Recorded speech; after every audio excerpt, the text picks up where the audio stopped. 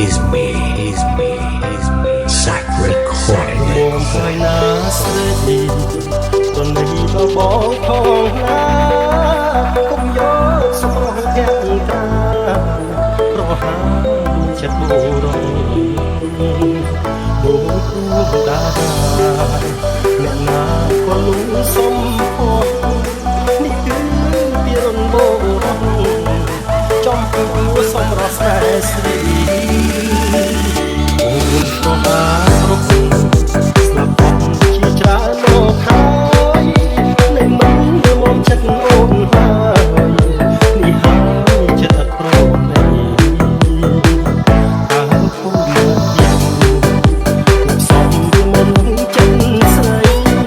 រំពងអស់មួយផែនដី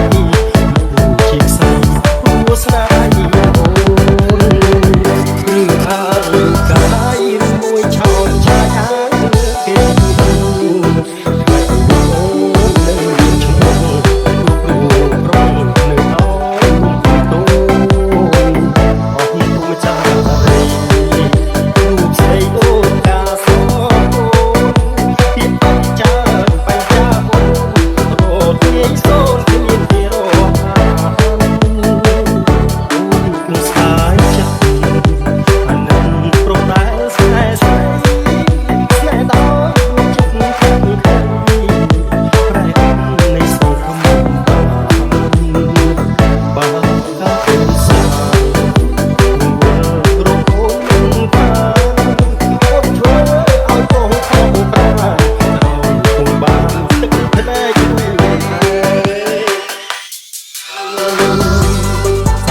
បានចប់ហើយ